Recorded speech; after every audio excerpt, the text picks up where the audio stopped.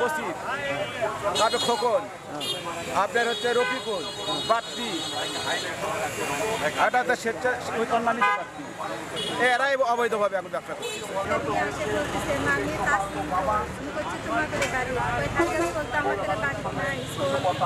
এটি আছে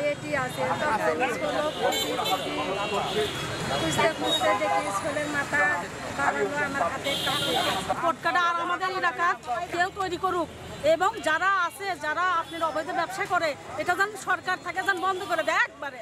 চাচ্ছি না যে এরকম আর কোনো মায়ের বুক খালি হোক, অনেক মা মারা, অনেক বাচ্চা মারা গেছে।